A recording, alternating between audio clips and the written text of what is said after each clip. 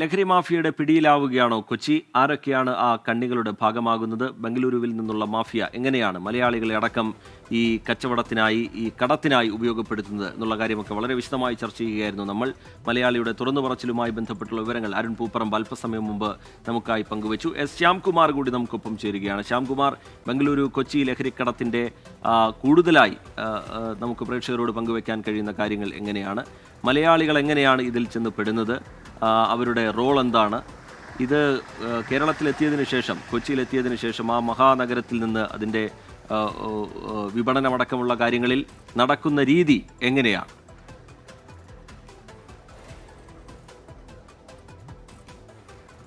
റിജിത്ത്, നേരത്തെ നമ്മളോട് സംസാരിച്ച രണ്ടുപേരും അത് എങ്ങനെയാണ് എന്നുള്ളത് വളരെ കൃത്യമായി പറഞ്ഞു. പ്രത്യേകിച്ച് മലയാളികൾ, ജോലിക്കായും പഠിക്കാനായും ബാംഗ്ലൂരിലേക്ക് എത്തുന്ന മലയാളികളാണ് ഈ അധികമായി പണം കണ്ടെത്തുന്നതിനും ജീവിത സുഖ സൗകര്യങ്ങൾക്കും വേണ്ടി ഈ പെട്ടെന്നുള്ള വളഞ്ഞ വഴി കണ്ടുപിടിക്കുന്നത്. അങ്ങനെയാണ് ഇവർ ലഹരി മാഫിയയുടെ കയ്യിലേക്ക് ചെന്ന് പിടികൊടുക്കുന്നത്, സ്വയം ചെന്ന് കയറുന്നതാണ്. ആദ്യം ചെറിയ ചെറിയ ഡീലിങ്ങുകൾ കൊടുക്കും, പിന്നീട് ഇത് പല സ്ഥലങ്ങളിൽ എത്തിക്കുന്നതിനും മറ്റും കാരിയർമാരായി പ്രവർത്തിക്കും.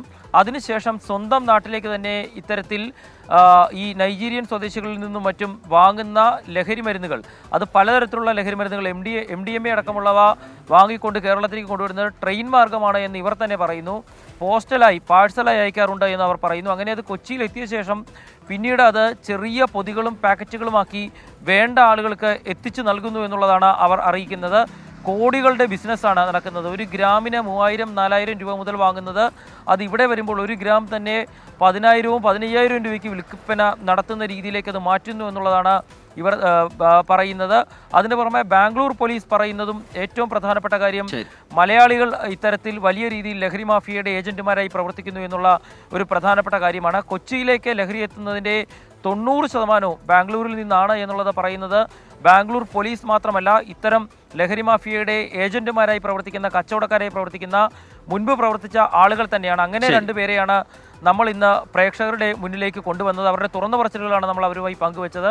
ഏതായാലും വലിയ ഭീതിയിൽ തന്നെയാണ് കൊച്ചിയുള്ളത് ഈ ലഹരി മാഫിയെക്കുറിച്ച്. ശരി, എസ് ശ്യാംകുമാർ വിവരങ്ങൾ പങ്കുവയ്ക്കുകയായിരുന്നു. ഈ അന്വേഷണ സംഘത്തിൽ ഉൾപ്പെട്ട വിഷ്ണു സുരേഷ് കൂടി നമുക്കൊപ്പം ചേരുകയാണ്. വിഷ്ണുവിൻ്റെ അന്വേഷണത്തിൽ മനസ്സിലാക്കാൻ കഴിഞ്ഞത് എന്താണ്?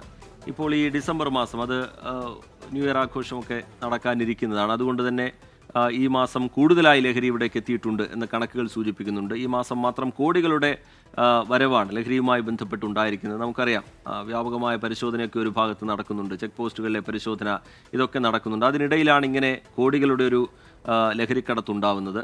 അന്വേഷണ സംഘം എന്ത് ചിന്തിക്കുന്നോ അതിനപ്പുറത്തേക്ക് കടന്നു ചിന്തിച്ചുകൊണ്ടുള്ള നീക്കമാണ് ഇവരുടെ ഭാഗത്തു നിന്നുണ്ടാവുന്നത്. ഈ പ്രതികൾ പിടിയിലാവാതെ പോകുന്നത് എങ്ങനെയാണ് വിഷ്ണു?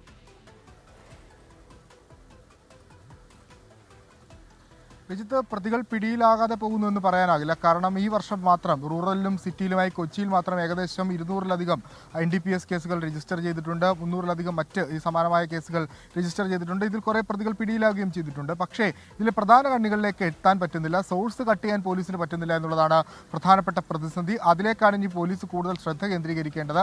ഈ താഴേക്കിടയിൽ നിൽക്കുന്ന വിൽപ്പനക്കാരെ മാത്രം പിടികൂടിയതുകൊണ്ട് ഒന്നും സംഭവിക്കാൻ പോകുന്നില്ല. ആ മേൽത്തട്ടിലേക്ക് അന്വേഷണം വ്യാപിച്ച് അവിടെയുള്ള ആളുകളെ പിടികൂടണം. എന്നാൽ മാത്രം ഇതിനൊരു പരിധിവരെയെങ്കിലും തടയിടാനാകൂ എന്നാണ് നമ്മൾ വിദഗ്ധരുമായി സംസാരിക്കുമ്പോൾ മനസ്സിലാവുന്നത്. പോലീസ് അതുമായി ബന്ധപ്പെട്ടുള്ള ശ്രമങ്ങളൊക്കെ ആരംഭിച്ചിട്ടുണ്ട്. പക്ഷേ പോലീസിനെ സംബന്ധിച്ചിടത്തോളം ഒരല്പം ശ്രമകരമാണ് ആ ദൗത്യം. പ്രത്യേകിച്ച് നൈജീരിയക്കാരുടെ അടുത്തേക്കൊക്കെ എത്തുമ്പോൾ അത് വലിയ ബുദ്ധിമുട്ടാവുന്നുണ്ട്. സാധാരണഗതിയിൽ അവരെ പിടികൂടിയാൽ തന്നെ ബംഗളൂരു പോലീസ് ചെയ്യുന്നത് അവരെ പിടികൂടി നേരെ ഡീപ്പോർട്ട് ചെയ്യുന്നതാണ്. ജയിലിലേക്ക് ഒന്നും വിടാതെ ഡീപ്പോർട്ട് ചെയ്യുന്ന നടപടിയാണ് ചെയ്യുന്നത്.